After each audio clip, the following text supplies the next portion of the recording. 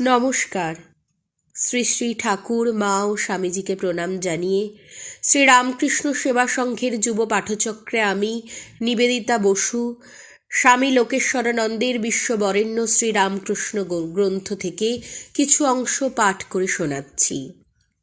ওং নিরঞ্জনাং নিত্যমনন্তরূপং ভক্তানুকম্পাধৃতমবিগ্রহং বৈ ঈশাবতারং পরমেশমিড্ডং তং রামকৃষ্ণং শিরসা নমামি। আমরা মিরাকেলের কথা বলি। শ্রীরামকৃষ্ণ জীবনের চেয়ে বড় মিরাকেল আর কি হতে পারে? এত ত্যাগ, এত প্রেম, এত পবিত্রতা, এত জ্ঞান, একাধারে এত ঐশ্বর্যের সমাবেশ তো আর কোনো অবতারে দেখিনি। স্বামীজি তাই তাকে বলেছেন অবতার বরিষ্ঠ। কাউকে তিনি বর্জন বা প্রত্যাখ্যান করছেন না, কোনো মতকে না, কোনো ব্যক্তিকেও না। প্রত্যেককে সাহস দিচ্ছেন, প্রেরণা যোগাচ্ছেন। সব ধর্মের লক্ষ্য ও মূল কথা যে একই। কেউ অন্যের চেয়ে ছোট নয়, হীন নয়। জোর গলায় একথা পৃথিবীকে শোনাচ্ছেন। শুধু কথার কথা নয়, এ তাঁর জীবনের উপলব্ধি।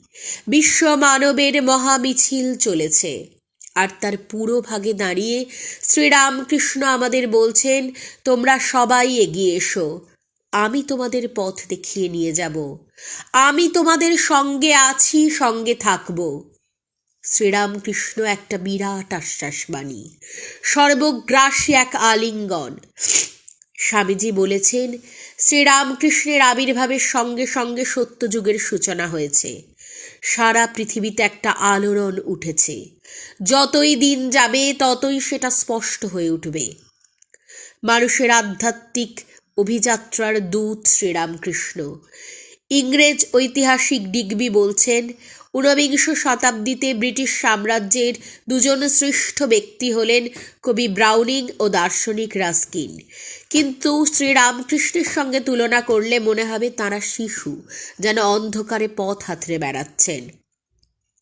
ম্যাক্স মুলার বলেছেন, এরিয়েল মহাত্মানম।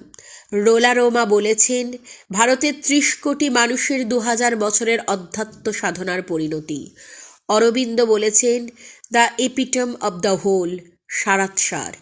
আধুনিক কালের এক জার্মান দার্শনিক তাকে বলেছেন, ভারতাত্মার প্রতীক পুরুষ। বাস্তবিক কি একটা বৈচিত্র্যময় জীবন তার, বর্ণাঢ্য। একটা রং নয়, সব রং তার মধ্যে সাজানো।